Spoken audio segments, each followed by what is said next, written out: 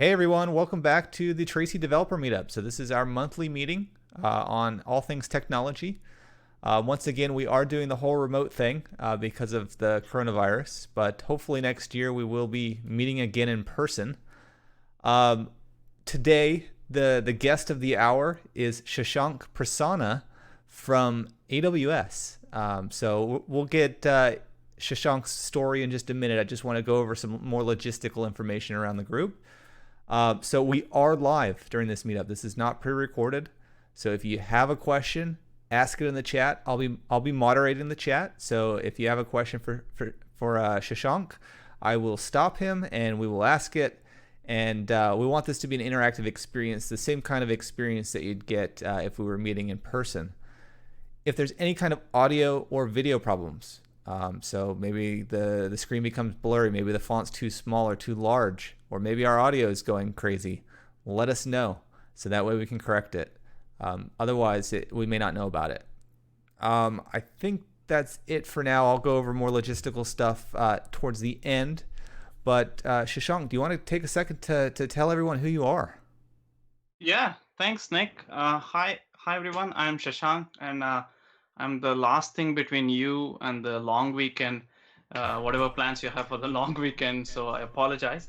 And I'm a developer advocate at AWS, and I was chatting with Nick on what would be a good topic. Then a popular topic these days is automated machine learning. And I imagine we have sort of a mixed crowd here, so it's fairly an introductory topic, and we'll talk about what is machine learning, what is automated machine learning, how you can get a head start with machine learning with AutoML tools. I'll talk about a couple of different ways to do it. And let me start by, again, sort of formally introducing myself. As a developer advocate, I primarily like to share and teach how to use AWS services, and I do this in a few different ways. I like to write. I write blog posts on Medium and AWS blogs. I like to speak at first-party AWS events, but also third-party conferences. I like to build demos and tutorials and workshops. Happy to maybe do a workshop live on the meetup. We've done a couple of these remote workshops in the past. And I like to sketch. I'm not very good at it. I try to do it to add some humor into technical content, so it's more fun. And one of the questions I get asked is, Oh, I'm Shashank, should I be yeah, showing your screen? Were you showing something on your screen? yeah, I've been Oh showing yeah. my screen. Let me switch it over. Sorry. We missed a few slides then. I wasn't sure. It's all Yeah, right. yeah. We see it I now. went right in. I thought people would want to use part of their Friday doing other fun things, so I just uh, went right in. So let me know once you start. Yeah, Once no, you your screen is start. showing now. I just had to hit a button. Okay. Yeah, this is my About Me page. Everything I just said. Yeah, as I mentioned, I like to write, I like speak, and here's some of my not so good sketches that I use to illustrate some concepts here and there. And so one of the things that one of the common questions I get asked when I do sessions like this is, uh, the crowd is usually mixed, and one of the hard things about introductory sessions with machine learning is people come with different backgrounds. My journey has been a little more traditional. Back in school, when I spent time doing some math stuff, and then I started exploring open source and machine learning uh, tools, and eventually, found my way to AWS. And I these days all I talk about is AWS services and EC2 and SageMaker and how to scale your machine learning algorithms and so on. But a lot of folks I encounter these days, because as part of as part of AWS, is folks who have cloud background, traditional IT services background, who are familiar with cloud technologies or services and want to ramp up on machine learning. So they come in from the other end. And in many cases, you're supporting teams of data scientists or developers, and you want to know what they do and how they do it, or maybe you want to learn machine learning yourself, so you're coming in from the other direction. and some of them make the jump to data science, but most often they're supporting teams of data scientists. And having worn these different hats myself, my happy place is the intersection of all these different things, and the open source community there, but also the cloud community. And I feel like I'm in a position to sort of empathize with the different groups and answer questions. So feel free to post any questions, whether it's related to AWS services on the cloud with machine learning, or the open source technology, or even the algorithms themselves. I'm happy to answer. Uh, with that, I want to then start off with the agenda. I expect this is a mixed crowd again, so I'll sort of quickly reiterate what machine learning is. It may be repetitive to some of you, but hang in there. I'm gonna um, go through it quickly, but I think it's important to sort of agree on a definition, so it's easier to consume the later aspects of the presentation. And then I want to talk about how you can get into machine learning even if you're not an expert. Tools have come a long way since 5 or 10 years ago, but it was really hard to do machine learning if you didn't spend time doing it for years already. A couple of ways it's gotten easier is automated machine learning tools, and I'll present two such products. One is a managed service called Amazon SageMaker Autopilot. Here this is part of the SageMaker suite of capabilities. If you're new to that, I'll briefly introduce what that is. And then I also want to talk about another open source library that AWS open sourced last year. It's called Autogluon. It's an open source library just like MXNet or TensorFlow or scikit-learn or any of the others you may be familiar with. The advantage is, you download it, run it wherever you want. Run it on your laptop, run it on an EC2 system, EC2 machine, or basically run it on your desktop wherever you want. And there are these two options I'll talk about, and I have a couple of demos for each of these, so that's fun. And finally, not everyone on the call may want to train their own custom models or develop their own custom applications. I'll briefly touch upon how you can leverage some machine learning powered capabilities, translation services or image classification services and others, without actually having to do any machine learning, but leveraging some of these capabilities with an API call. And I have plenty of demos, so let's jump right in. And it's interesting that in in in today's world, there's hardly there are very few things you do online that isn't generating data that um, is not being used in a machine learning model. If you think about it, if you're searching for a product on Amazon, for example, that search is going through a recommendation engine somewhere. If you're transacting, sending money to a colleague or a friend, that transaction is passing through a fraud detection system somewhere. If you're clicking an accessibility feature, that text to speech is going through a machine learning model somewhere. Similarly, translation in healthcare and multiple domains, almost every single digital interaction you have today is actually being used to um, enhance the experience by passing it through a machine learning model. So it's amazing actually if you think about it, where we've come, which means I need to first define what machine learning is. And if you're already an expert, just this will serve as a very quick recap. Let's say you're an organization that has customers, and you want to recommend products to these customers. Say you have a catalog of products and you want to recommend products. The traditional way of doing this is to say, oh, if a customer bought product X, I think they may like product Y. If they bought X and Y, I think they may like product Z, right? And these are easy to write rules if you have a small list of catalog and not a very large list of customers. There are other problems where, let's say you're NASA and you want to know where the satellite is going to be next weekend at 6 p.m., right? There are other ways to solve this problem, wherein there are first principles equations written by geniuses like Einstein and Newtons of the world, where you don't need to write handwritten rules, but you can actually just use first principles equations, and it'll give you sort of a predictive. It's a predictive model that tell you where the outcome is. In both these cases, you're trying to predict something based on some either rules or first principles equations. Now think of problems like these. I have a demo here. I'll quickly pull this up. You should see on the screen. Hopefully, you see my face here. uh, what I'm trying to do here is try to determine if I'm happy, what my age is, do I have a beard, and whatnot, right?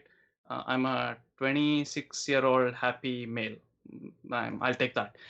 So think about solving this problem with machine learning. You can't, without machine learning, you can't write rules. How do you write rules? I have a webcam feed. Do I look at the pixel value and say if it's greater than something, less than something? There are no equations to do this. So how do you solve a problem like this? And the way to do that is to actually learn these rules directly from data. So you take this information and you pass it through a machine learning algorithm, and then you can learn these rules directly from data, so you don't have to handwrite them or rely on first principles equations. So in a nutshell, machine learning uses data to come up with a program in order to perform the specific task, be it recommendation or forecasts or whatever it is. So that's great. But there are different types of machine learning algorithms, and I'll very briefly touch upon the three key approaches, and then we'll jump into how we can automate doing this. Broadly, there are many ways to slice and dice machine learning. Broadly, the community thinks of this in terms of supervised learning, where you have an input and output, and you're trying to learn the mapping, wherein you have your, say, images, and you have what's in the images, and you're trying to learn the mapping. And unsupervised learning, where you have a bunch of data, and you just want to know if there's any pattern in the data that you can exploit, whether there's anomaly in the data, and so on. And again, they can be further classified into classification, where it's a category, red, blue, green, true or false. Regression, where you have to forecast like a specific value, maybe your finance forecasts for the quarter, right? And clustering, which is an interesting approach, wherein you want to see if there's any natural clusters grouping in your data. And very quickly, as an example, if you wear a smartwatch today or an activity tracker, um, it's likely using a very simple model in the watch or your tracker, which is able to see if you are walking, sitting, climbing stairs just by looking at the sensor data.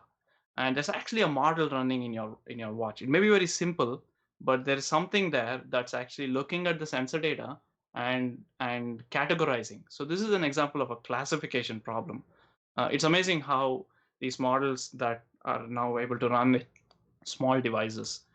Regression is an example of forecasts. If you want to generate, a day ahead forecast for energy consumption, right? Maybe your local ISO wants to do that, or maybe you want to forecast your finances, or maybe forecast your inventory or Amazon EC2 utilization.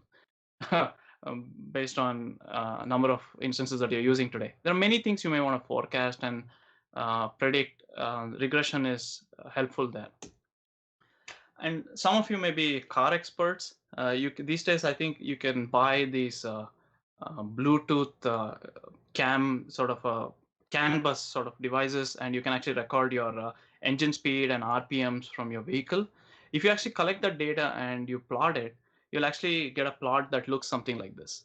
So imagine this is just raw data, right? They're not trying to predict anything. It's just raw data that you collect from your vehicle. And when you plot this, you automatically see that there's a pattern here. You see that there are these sort of structures here, right? Well, what are these, right? And because you can visualize this, they're just two variables. You can look at patterns here. And if you actually run a clustering algorithm on this, it'll go and find these clusters. And in fact, these clusters correspond to vehicle gears. So if you look at the bottom here, you have a high RPM and low speed. So you're in the first gear, right? And likewise, this is a two-dimensional problem, so you can look at the clusters. But in many cases, you'll have a table with multiple columns, hundreds of thousands. It's hard for you to look at clusters there because you can't visualize multidimensional data. At least I can. I think most people can't. And in those cases, you can run a clustering algorithm and see if there are natural groupings in your data. So that's brief introduction of. There are other types of machine learning approaches, dimensionality reduction, where you take a lot of different data columns and try to reduce them. There's other techniques called self-supervised learning, and we won't get into all of that. But broadly, these are the high-level categories. So machine learning clearly has its value. It's used everywhere. There are common types of problems that we discussed. So why not use it? Why doesn't everyone use it, and why is it not um, as approachable for everyone? The challenge is that over the last several decades, there are hundreds of algorithms, and one of the challenges someone new to machine learning faces is, what do I choose for what? And researchers have started to fine tune these algorithms, make it more specialized for special use cases. And whether you're doing time series forecasting or document categorization with text data, with tabular data, with images and videos, and there are specialized algorithms, and it's challenging to choose the right algorithm um, unless you've spent years or decades in the field.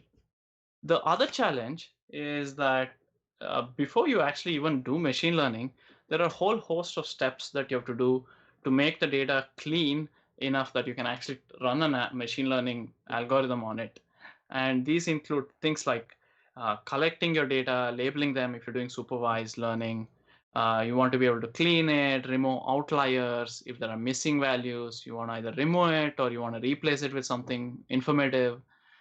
You want to feature engineering to reduce either remove certain data columns, or you want to transform them into something that's more consumable. So the whole host of these steps even before you start machine learning. And once you start machine learning, there's a process of tuning the model to get the most out of it. They often referred to as hyperparameter optimizations, where you have certain knobs that you have to tweak in order to get better performance. And, and this is sort of an iterative process, and it can be time consuming.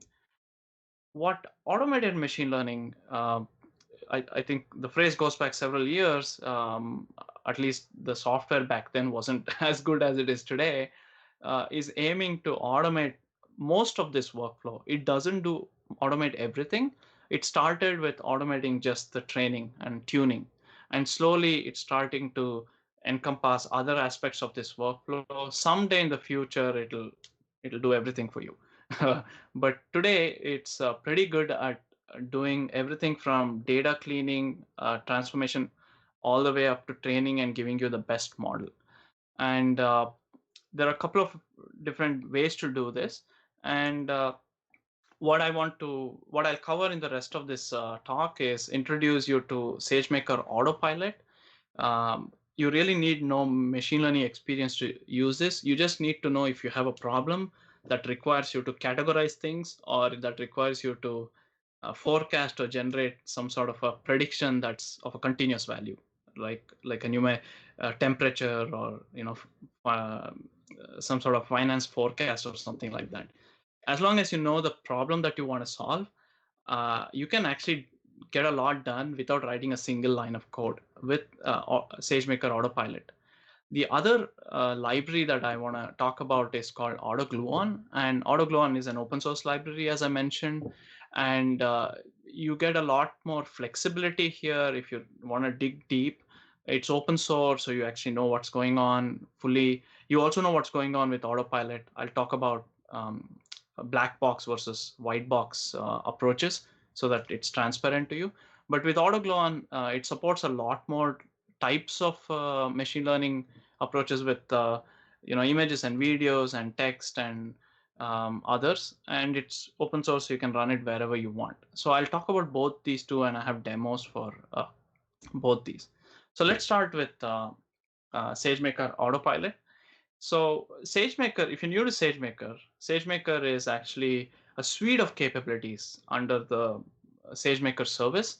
And under SageMaker, it's an end-to-end machine learning experience for a data scientist or a developer, all the way from authoring, writing your code in a nice IDE or an integrated development environment with visualization capabilities you see here, uh, building your models, training them, fine tuning them, and also deploying them directly, hosting, A/B testing your models and automatically scaling them based on customer demand and so on. A lot of it is designed for non sort of infrastructure experts. Like if you don't want to set up your own cluster with auto scaling and all that, everything's available to you with one click. And SageMaker has all these different things. There are also some really advanced capabilities for researchers and data scientists who want to squeeze them most out of their models, like debugger and stuff like that.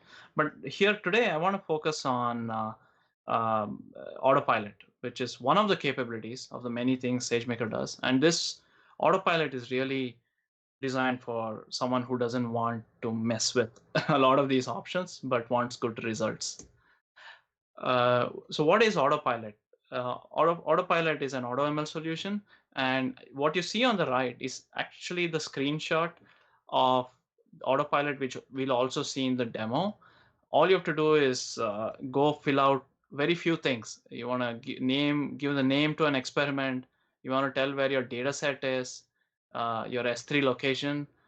You want to tell what it is that you want to predict or forecast. And after all that, you just hit create experiment. So you can do a whole lot without writing a single line of code. And behind the scenes, it'll go to a bunch of things. It'll go look at your data set, figure out what are the best processing approaches, and how many different experiments to try and all that. Ultimately, it'll give you a good model, high performing model that you can deploy with one click. And as I mentioned, everything you can do through the visual way. You can also do using writing code if you prefer that. And one of the nice things about Autopilot is we call it a white box AutoML solution. The reason is you'll find other AutoML solutions out there, and many of them tend to be black box, in the sense that if you provided your data set, it'll do something, give you a good model, but you have no clue what's in the model, how it was trained. It'll give you maybe good performance, but you have no transparency into what's happening there. With the Autopilot, you have an option that's automatically presented to you, wherein when you create an Autopilot, it'll give you all the steps in a nice Jupyter Notebook, where with all the code that was used to generate the best model. So it's completely transparent, and we call it white box because you can now take a look at this notebook that was automatically generated by this. So it actually generates code that you can then go run by yourself if you wanted to. So which is what makes it sort of unique and appealing, because of its completely transparent sort of a setup. Shashank, I have a question for you. Yeah. So are we so let me first understand if I got this correctly. So you're saying that SageMaker Autopilot will generate Jupyter notebooks? Is that what I understand? So is the whole purpose of SageMaker to like be this first step before reaching a Jupyter notebook stage, or is that like an optional stage? There are people come in from different angles. If you're new to machine learning, and if you just want to get good results, Autopilot is a nice entry point into SageMaker. Because say you never use SageMaker, or you don't even do machine learning, but you have a problem in mind, Autopilot is your entry point. You start with Autopilot, you provide your data set, and you click create experiment. It'll actually generate all the code that it's using behind the scenes to do the training.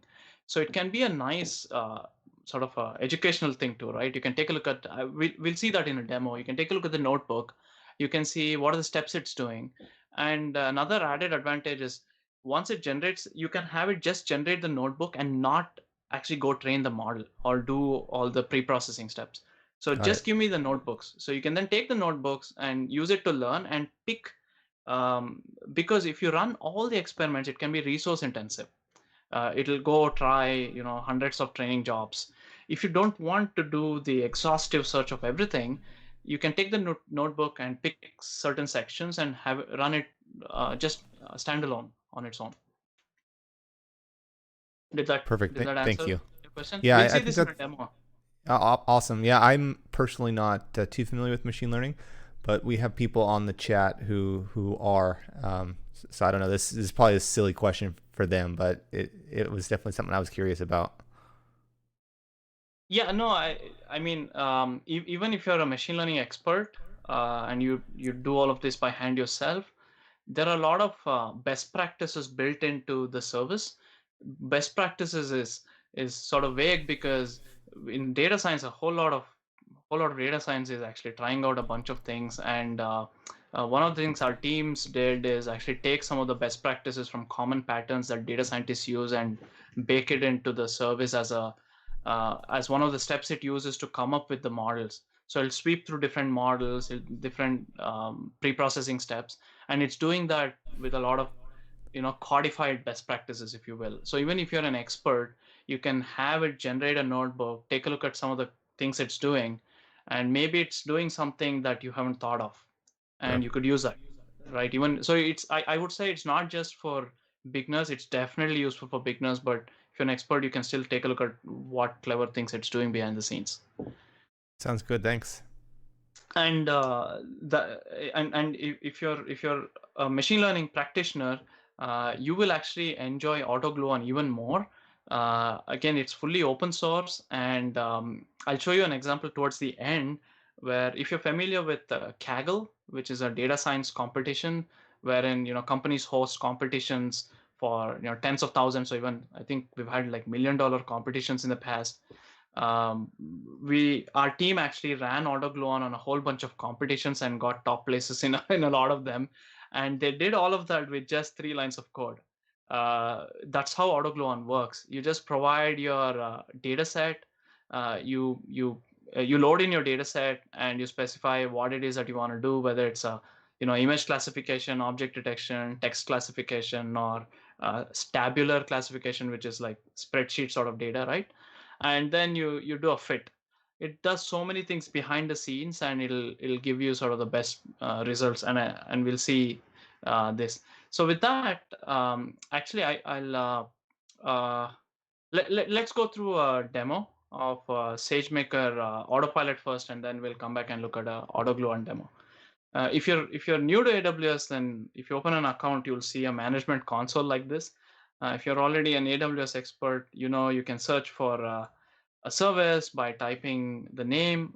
We'll go to the SageMaker service here, and let's see, I'm on the right region.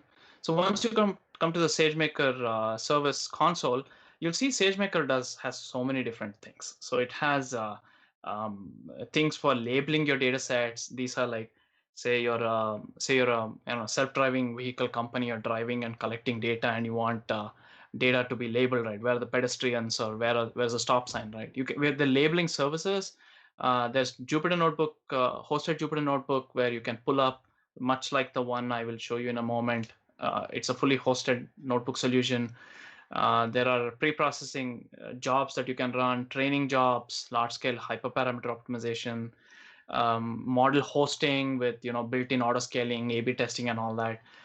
There are a whole host of services. I'll focus on Autopilot, of course, in today's session. We can also do deep dive on any one of these. And Studio is the umbrella term for our development environment. We call it a machine learning development environment. So I have a Studio. You open Studio, you can have multiple of these. This is your Studio development environment. And if you're at all familiar with Jupyter notebooks, think of it as enhanced Jupyter notebooks. In addition to the traditional Jupyter notebook experience, there are a couple of things that make it more tightly integrated into AWS services, which means you can do a whole lot in this environment without jumping back and forth to the console and CloudWatch and other services, for logs and stuff like that. When you log into Studio, you get this nice interface, and the key differences here is, you'll see here there's a Flask here. This is where you launch your Autopilot jobs. There are also other things like a model hosting service built into it. So you can host a model directly from here. And there are a few other things that are built in, like visualizations as well. So let's start by starting an autopilot job. I'll click on this Flask thing I showed you again. It stands for experiments. It can track experiments even if you're doing your own experiments. But what I'll do is click on this create experiment button. So when I click on this, you'll see here on the right, you'll see here that we have the same interface I showed you on the slide, which is to create an autopilot experiment. And let's go, I don't know, create an experiment, right? Tracy Deb. Let's call it Tracy Deb. And let me talk about what problem we're trying to solve.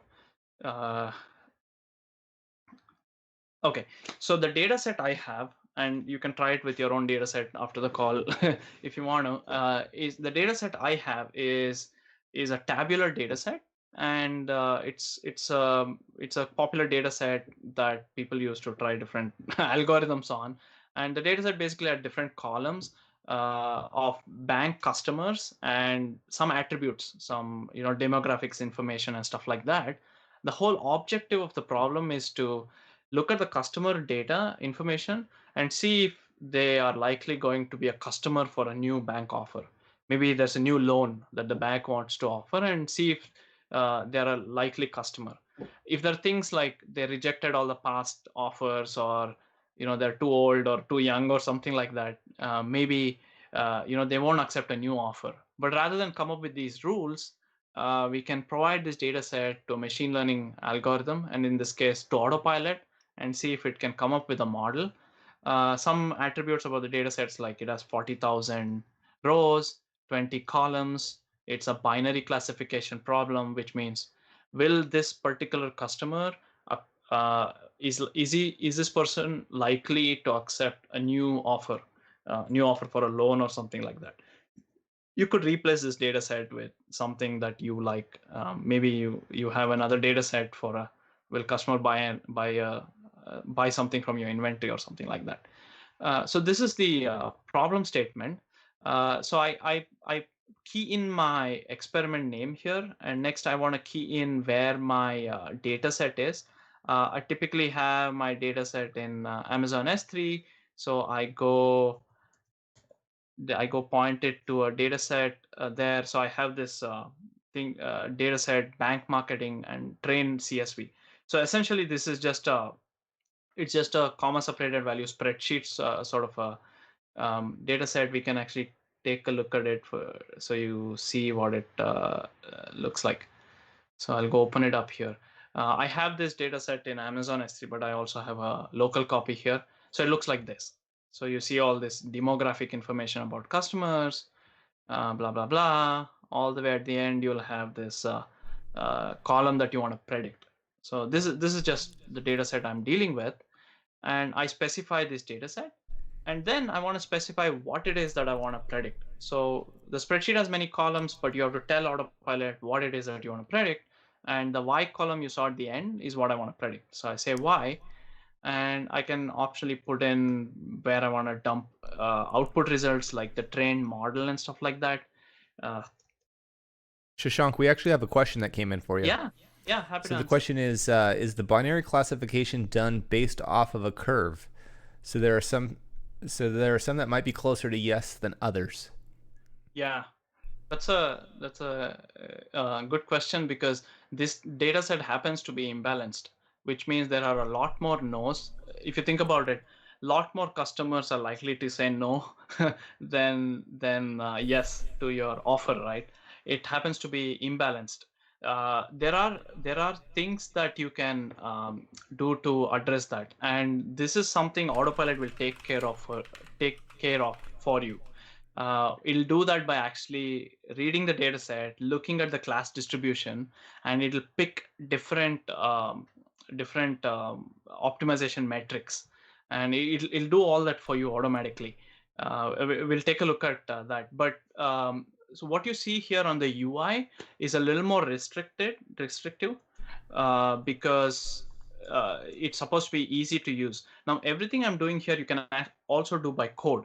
So there's the Sagemaker SDK where you can type, import AutoML, and you can key in some additional customizations if you want. Let's say Tracy here. So, but that's one of the fun things that it'll automatically do for you. And we'll take a look at what the results look like.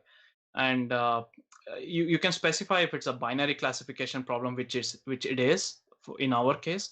I'll just say auto because Autopilot can figure it out by looking at the column variable. And this is an interesting thing that I want to point out.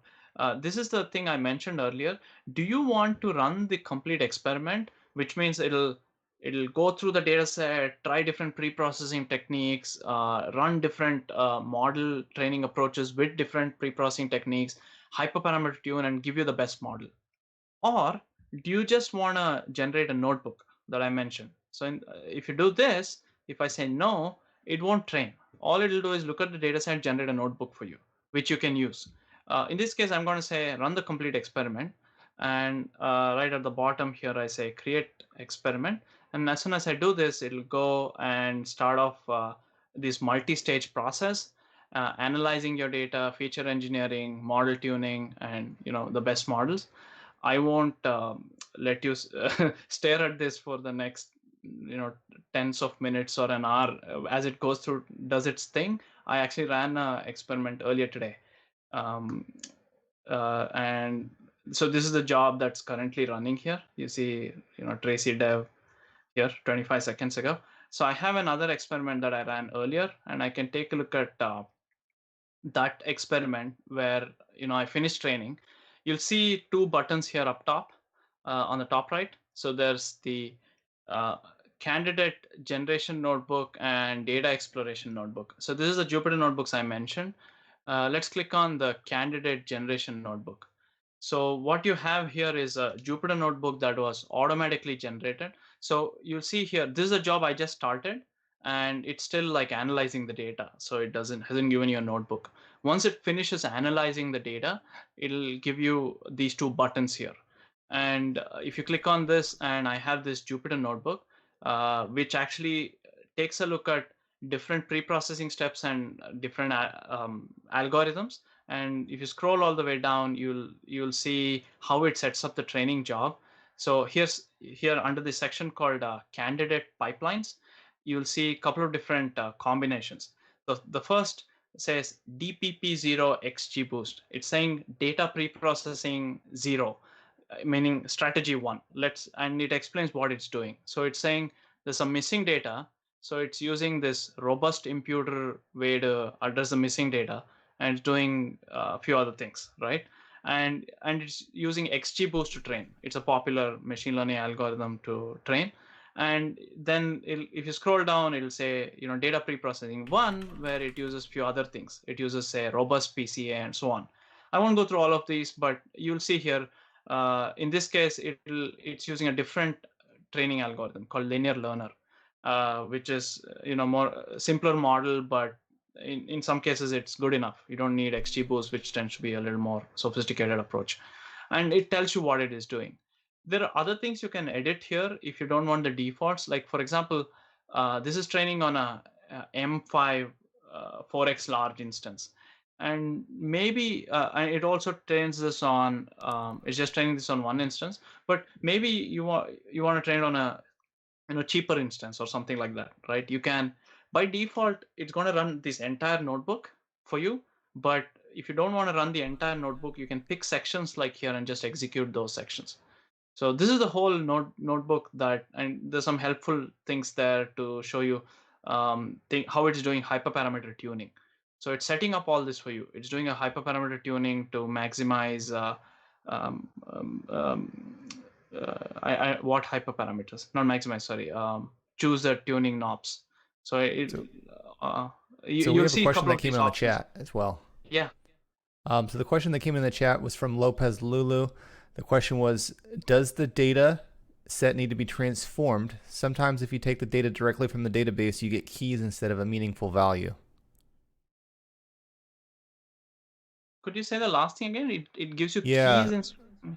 So sometimes if you take the data directly from a database, you get the keys instead of a meaningful value. So the question was, does the data need to be Yeah. transformed? So you don't need. So you need the raw data set in a tabular form. If your data is in a database and if you have multiple tables and you think data from all those tables are useful, it's better to give something larger than something smaller. So you may have to do some database queries with the right, joins and stuff like that. As long as you can get it into like a tabular spreadsheet form that you can give Autopilot, that way it can then go see if there are columns it thinks that are not useful, it'll throw them out. And if it thinks it needs to combine the columns, it'll do that data transformation. It'll do all that as long as you can give it query your database and give it something it can work with. It's up to you to generate, like the form I showed you, right? You have multiple rows for observations, you have multiple columns for features, and one column that is the thing that you want to predict. And where you get that data, it could be from database with multiple tables, but you have to do that step ahead of time. I mean, you have to query it and present it to Autopilot in some way it can consume. Yeah, so Autopilot is in a good place today. Hopefully someday you can just point it to an entire database and just explain your problem in words. But I think we'll get there. Not immediately, but I think we'll get there someday. There are some restrictions, which is like you have to give it some data it can work with. Um, yeah. So this is a candidate notebook for the candidate generation. There's also data exploration notebook that I mentioned, where it'll show you what the data set looks like. It analyzes the columns. It'll analyze how many missing values, statistics for each of the columns, and stuff like that. And you should see somewhere on here, um, what the see, there's a ton of missing value here for certain columns. That if the data set is imbalanced, then it'll go pick the right sort of error metric to optimize. So there are many things it'll do on its own. And once you submit this job, it'll actually, what you see here on this is a job that I already ran. You see here, all of these are different trials. Each trial is like something that it tried, some approach that it tried, with a different hyperparameter combination or stuff like that. And on the right side is the objective. I suppose in this case, the objective is a classification accuracy. But in most cases, that's not necessarily what you're optimizing. You're optimizing something like an F1 score or something like that. So you can sort this by sort of the best model. Best model, it got 80% accuracy for this problem here. And you can open this and take a look at some details about the training job and what pre-processing steps it used and all that. You can generate custom charts here if you want. And someone asked about the imbalance, the curve thing, right? Earlier on, I mentioned the data set is imbalance. So you'll see here that it's actually using the F1 score. F1 score is good if you have an imbalance, like a response variable. So here, I think it'll have like, I didn't see the exact value, but if you have say 2% of yeses and 98% Ys, no's, if you just use misclassification, then you'll get a good accuracy if you just said everything is a no, right? So that's not what you want. What you want is good prediction in the presence of imbalance. It's common even in healthcare, you get imbalanced data sets because the number of people with some condition is less than the vast majority of the population, right? You'll see that it automatically chose sort of the F1 score, which is what I would have done if I was training this myself. And it was automatically done for me. And there are a couple of other information that you can query about this.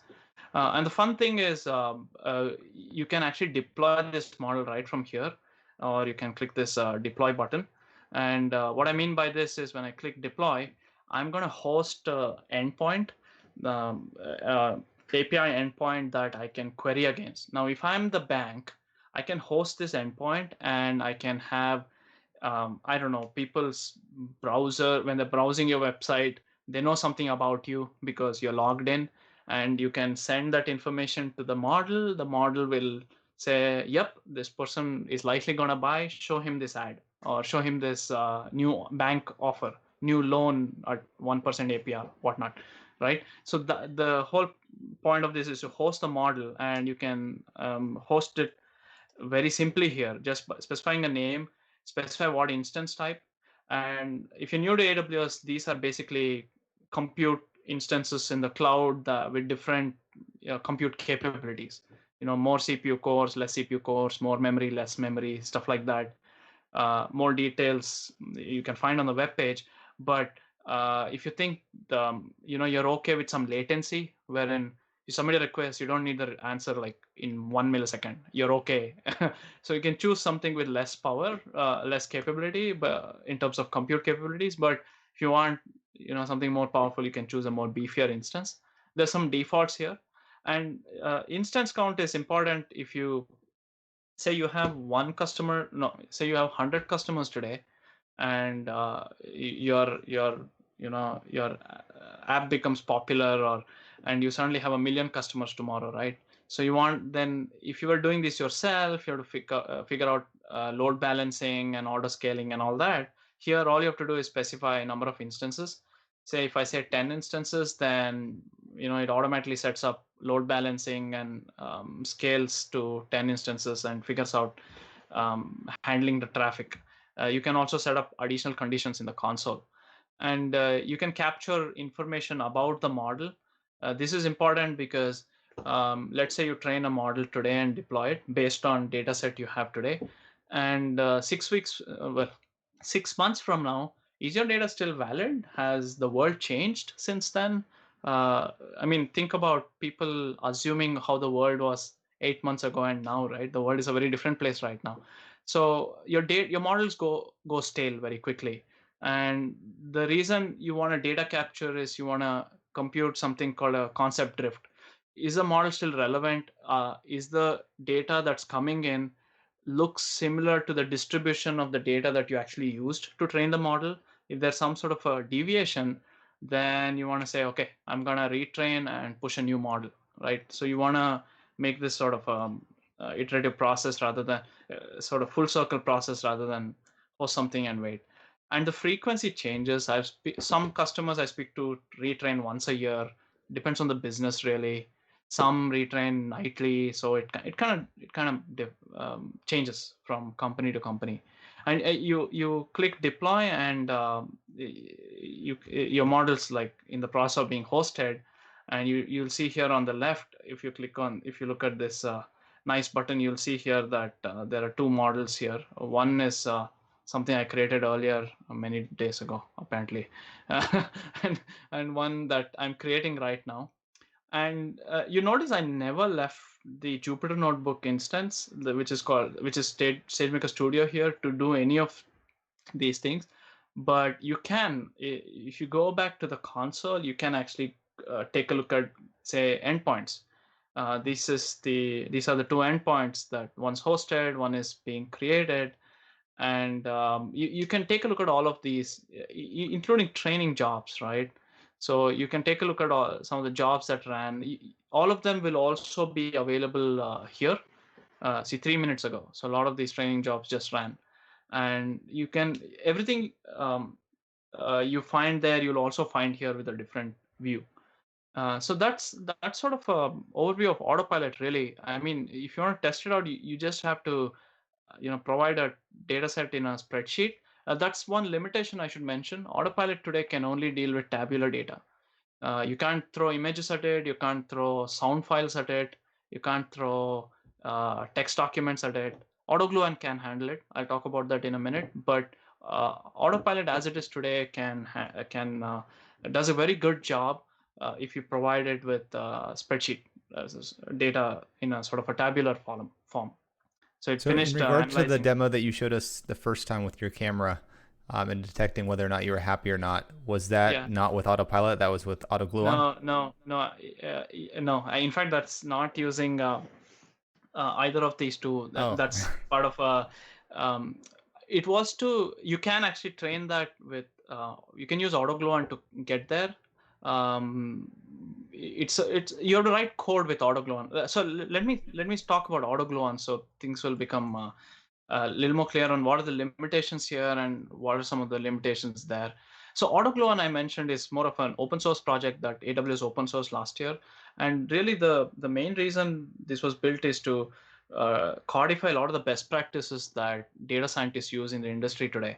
And a lot of the things it does behind the scenes is things that expert data scientists have been using. And how can we give you all that power with 3 lines of code, right? As shown here. That was really the whole point of it. And you see here, Autopilot supports object detection and image classification. You can actually use Autogluon to build such a service. I did not do that when I showed you that, but you can actually do that. You just have to provide it with, you can detect faces. There are pre-trained models that will pick up, and you can uh, if you have data to throw at it, you can even identify different people or stuff like that. You need data, of course. You have to feed it with some data and you have to define the problem. But you can achieve that kind of a solution using Autogluon. But I want to briefly talk about what's under the hood. Again, you don't have to know what's happening under the hood, but it's interesting to just know that you're in good hands. So when you actually call the fit function, which is the function that does all the work with Autogluon, it does a number of things similar to Autopilot. So it'll actually like categorize your features into numeric. It'll discard things that it thinks. For example, if you have a serial ID, it's not useful for prediction. It'll discard it. It'll handle text data and missing data in your data set. And Autogluon goes through a number of different algorithms again. It'll sweep through all of this. It'll train all of them in order to find the best approach. And the novelty in Autogluon that you'll not find in other packages is that not only does it train all these different algorithms, it does a very intelligent ensembling approach where it can combine the results. And there's a paper behind this. We published it. Again, you don't need to know what it's doing. You'll get the results out of it anyway if you just use it. But this is a very novel thing that our scientists built that actually is able to combine um, approaches from these different models and then use that to train multiple models. We call it ensembling and then stacking. Ensembling is combining, stacking is stacking multiple ensembles. So again, you don't have to know what it's doing, but it's doing all this. And lot of data scientist, this is sort of like the tricks of the trade, right? It's not common knowledge out there, but it's sort of the tricks of the trade of people who do this for a living. And our teams were able to put this into a nice API. It's easy to use. And the same problem, I'll quickly hop over to the console and show you what it looks like if you were using Autogluon instead. So loading Autogluon is easy. You just have to, it's an open source package. You can pip install Autogluon. Here, of course, you have to write some code. Unlike Autopilot, point and click everywhere. You can also use code to do Autopilot, but with Autogluon, it's a little more hands-on. It's a lot more powerful too with some of the things it can do. But you can install this package. You need Python familiarity. You can pull it up on Amazon Studio if you want. One of the fun things about Studio I didn't show you earlier is if you are hosting your own Jupyter Notebook server, you would likely host it on a EC2 instance or something like that, right? And that instance will have a certain amount of CPU and memory and GPU and whatnot. With Studio, the fun thing here is if you see here, there's this, I have a pretty beefy machine here, 32 CPUs and 128 GPUs. The fun thing is I can switch backends really easily. Currently, it's using this. If I want a more beefier system, I can just click on one of this and say save. It actually switches my backend transparently. So I don't have to like shut down this EC2 instance, launch a new EC2 instance, and migrate all my data, right? I can just switch backends super easily right within the console. I can also switch not just the compute backend, but also, there are different Python Conda environments with preloaded, deep learning frameworks and stuff like that. So This is a fun feature that I really like because I don't have to actually launch multiple instances. I can switch backends very quickly. Another capability is sharing notebooks. Are you able to Uh, scale down just as quickly, or is it only a scale up? no, it's basically picking from a list. Look at this Yeah. list. I can go to a T3 if I want. If I say, oh, I don't need that, I need I don't need a GPU. Two CPU threads are enough because I'm just exploring the data. I'm not really training anything. Yeah, just click save, and you switch to a T3 instance, which is like super cheap, right? Yeah. It's basically picking from this list. That's it. And there is this fast launch wherein uh, if it's some instances take time to start. I mean, you can still code on your notebook, but the backend switching takes like a couple of minutes. Got Some it. of these fast launch instances will change quickly because it's sort of readily available to you.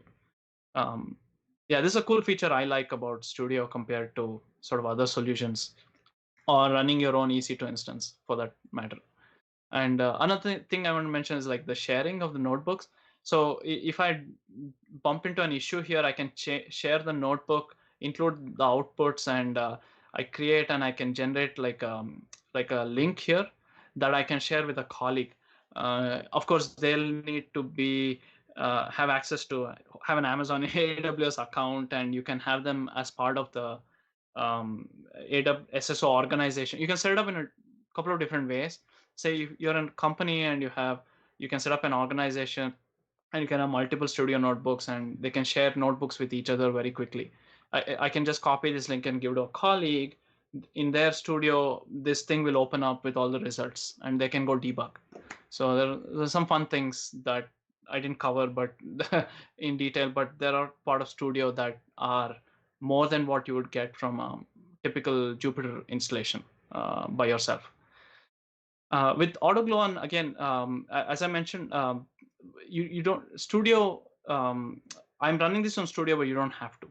You can run it on your laptop or your desktop, easy to machine, wherever you want. Pip install Autogluon and just.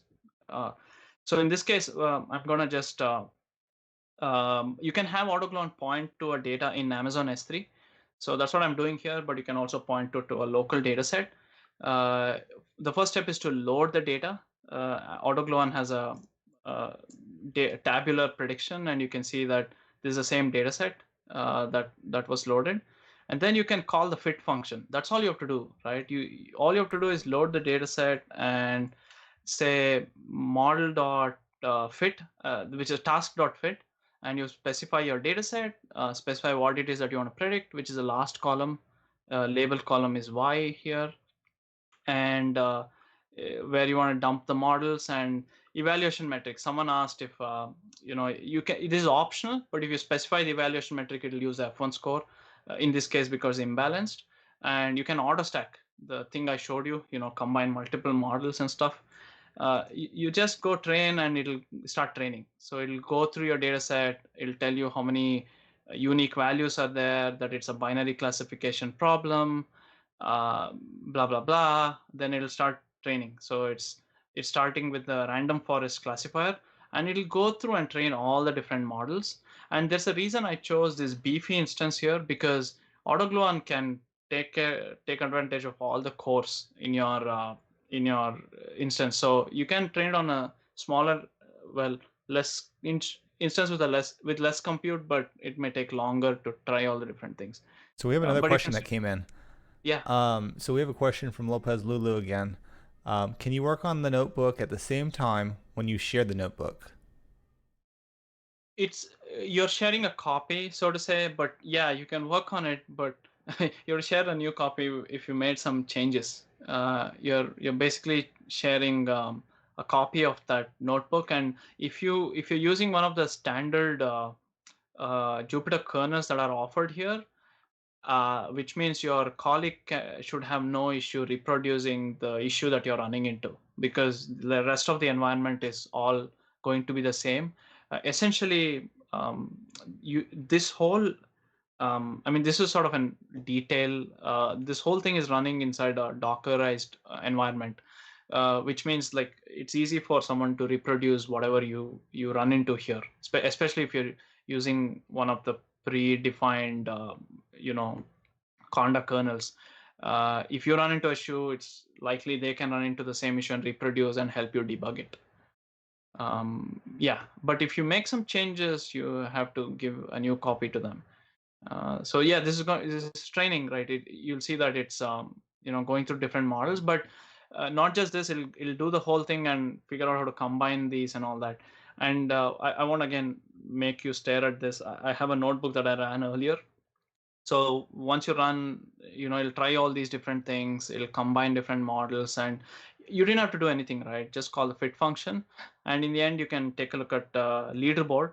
A leaderboard is basically all the different things it tried and the model score and the different statistics. You'll see that many of these are combined models. They're not just one model, but it's a combination when you stack them together.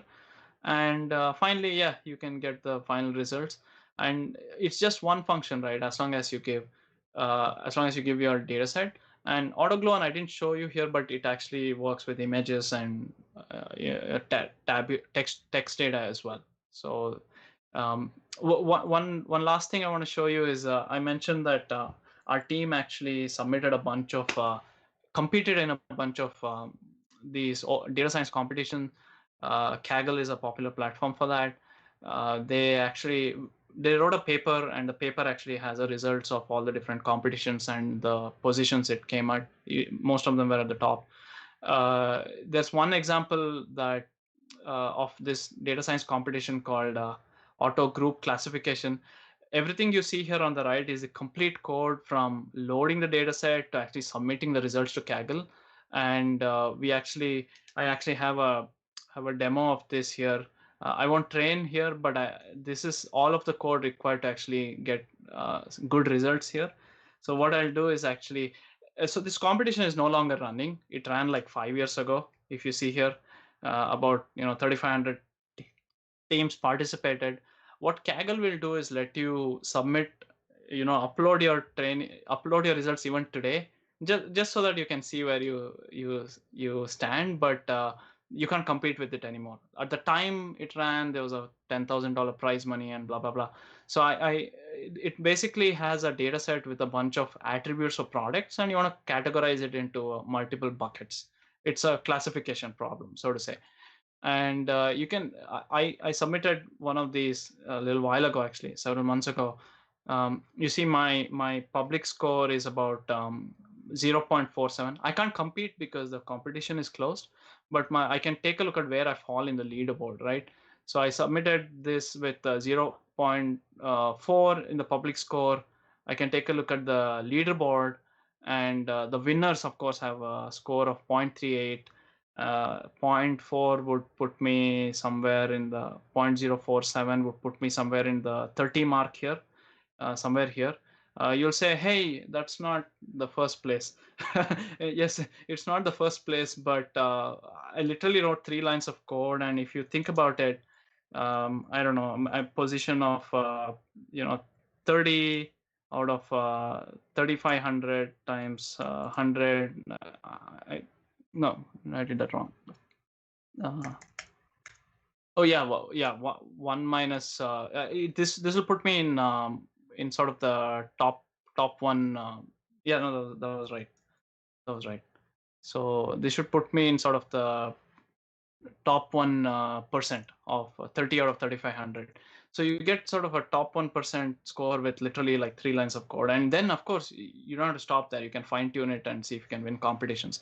But usually majority of the participants get really poor scores because the trick to winning some of these competitions is actually ensembling and stacking, which Autogluon automatically does for you. So it's fun, actually. This is just one. There are some 5 or 6 different competitions that our team actually threw this at. If you want to, you can go take a look at this. All the examples are in on GitHub. So there's an open source package, as I mentioned. If you go to GitHub, there's a whole bunch of different demos that you can actually run and see how it performs. But try it yourself. You can throw a data set at it and see. It's not point and click like Autopilot, but it's a lot more flexible. You get. I feel like there's there's a use for each of these, right? If you really want a point and click experience and you want to manage service where you literally don't want to manage instances or compute instances and launching different instances, completely taken care of for you. So with Sagemaker Autopilot, you get this, nice experience where it'll do everything for you, managing the infrastructure. With Autogluon, you're managing essentially your own compute instances. You can run it on Studio, like what I did. Uh, you can also run it somewhere else, but you're sort of responsible. You can't scale Autogluon without additional work on your end. By scale, I mean some problems can be accelerated by providing multiple machines. You can scale up by adding a more powerful machine, but you can scale out by adding more machines. So you can do that with Autogluon, but there's work that you have to do setup. With Autopilot, you get some of that out of the box. In fact, you don't even have to know what it's doing. It figures all of that out and gives you a notebook. So this is um, summary for both. I wrote a blog post earlier this year on Autogluon. It's a little more of a what's happening behind the scenes sort of a blog post. I have a link here. I'll share the slides with you. Some more information about Autopilot as well here on the product page. There are also some demos. Uh, what I want to do now is I want to sort of take a step back. I spent all this time on two things, right? Autopilot and Autogluon. But where does this fit into all things that is AWS, right? You're probably using so many other services on AWS, and you're like, where does this fit into the? So I like to look at the stack from the bottom. So most of you are familiar with infrastructure services, right? Like EC2 instances, and we have GPUs and CPUs and whatnot. And if you want the flexibility to build your own thing, right, then that's the place to go. And a lot of customers enjoy that. They build their own infrastructure, run their own Kubernetes cluster and stuff like that, for machine learning or for something else, Spark cluster or something like that. But it requires some amount of know-how, right? Infrastructure know-how. With machine learning services like SageMaker, a lot of the infrastructure is managed for you. So if you're a data scientist, you can still achieve a lot without having to manage any infrastructure. And with Studio, switching backends or submitting large-scale training jobs, all of that is available to you out of the box pretty much. Hosting a model, that's a huge win for a lot of customers because you don't have to manage, auto scaling and stuff like that. You can do A/B testing very easily. And the last thing that a lot of customers who want not want to do machine learning but want the benefits of machine learning. Let's say you have an app that does something and you want to add an accessibility feature. For visually impaired, and you want text to speech. You wouldn't want to go start training a text to speech model. Yes, you can, then you collect data sets and do all that. In this case, it's not your core competence, but you want the capability, then you can just use one of these AI services. It's literally an API call to get some capabilities like image recognition that I showed you at the beginning, text to speech, speech to text, language translation, stuff like that. And it's really the whole bunch of things that you can do with it, and it's really an API call away, right? If you're using Python, it's 3 lines of code, or JavaScript or whatever your language of choice is. It's really straightforward to get sophisticated machine learning powered capabilities and integrate them within your applications. If you're a developer but don't necessarily want to collect the data and do all that, some of these capabilities also, these services also let you upload some data set, and it'll say you're building a recommender system or something like that. It'll actually let you provide customer data, customer as in your catalog of products that you want to recommend to your own customers, and it can actually train this recommender engine for you automatically. And this is actually what I showed you in the demo at the beginning. I didn't train it using Autogluon, but this is an example of introducing such sophisticated advanced capability into your application without having to write any more than this one line of code here. So this is literally the all of the logic in my Python script. Everything else is just how to get a webcam feed and how to display it, overlay this information, stuff like that. But all I have to do is like call this recognition API with my image, and all the magic is happening behind the scenes. So this is an example, as I mentioned, is you want to use machine learning capabilities, but you don't want to necessarily do all the data gathering and data curation, and even someday AutoML will encompass a lot more than what it does today. But today you at least have to give it a data in a consumable form, like the question I received earlier, right? Like you have to give it a tabular data, you have to give it a bunch of images, right? Ultimately.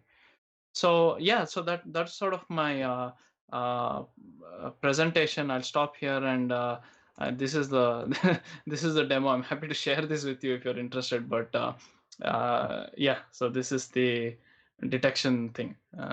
Apparently, I'm younger now, so that's a good thing. I'll pause here, Nick, and I'm happy to continue answering questions. I'm still Yeah, here, and we'll let questions trickle in. I'll start with some questions. So, this project for your facial recognition, is it on GitHub anywhere? it isn't. I can share it. This particular script I showed you, I mean, it's really, uh, uh, as I mentioned, the bulk of the code is just Yeah. how to do the recognition API call, which is like here. I can share this. The rest of it, I mean, it's like getting my webcam feed, cropping it, and Yeah. drawing a box and stuff like that. Sure. So It could still the be fun. valuable to people, though. Yeah, yeah, yeah. Happy to share. I should mention another thing. So you'll see that this API call is a little small. Let me blow this up so it's clearer. You'll see here that the single API call here response. What I do actually is like filter out like a million things that come out of this. It'll give you so much information about the image, like what's in the image, if there's a person, then landmark location of eyes, nose. It gives you this rich set of information. You don't have to use all of it. I didn't, so I just filtered out the four things I wanted. My happiness quotient, whether I'm happy, sad, do I have a beard, and stuff like that. But if you actually print it out, you will see like a whole bunch of things that you can actually use. In many cases, if you're doing and if you want to like detect if there is something in front of your house or something like that, you can just get a lot done with just recognition without having to actually train your own custom model and stuff like that. I'm happy to upload this, share this on GitHub. Yes, Um, please. yeah, I already have the Kaggle competition code on GitHub, and I think I did a blog post, as I mentioned, or Autogluon. This is the blog post that we did earlier, where I talk about how it works. This is not very interesting if you just want to use it. It is. There's some code there that shows you, but it actually explains what's happening behind the scenes. I also show you how when I ran this on what is this 96 CPU system, it actually consumes all of it to give you like fast results. But this code is on GitHub already. Yep. I can make another I shared your repository. GitHub link in the chat so that way people can access Awesome. it. You did it, or Um, you want me to? no, I already did it. It's fine. Oh, awesome, awesome. So I it's mean, on there's a record whole now. bunch of things there. I try to, so in my, I mean, you feel free to snoop around and find other things that's interesting. For example, most of these repositories correspond to some blog post that I've written. So there's one on managing experiments. There's a post on Medium, but where I talk about how to manage machine learning experiments. Yeah, feel free to snoop around and find stuff. Also, my Medium link, I write blog posts here. Let me show the thank you page here. So Perfect. there's content there. This was a introductory topic, but I routinely also talk and write about a little more infrastructure oriented topics for machine learning. Only machine learning, but some people want to do it on a Kubernetes cluster. Some people want to host custom containers, and some want to, I don't know, different use cases come through, and I try to address them either through blog posts or demos. Sure.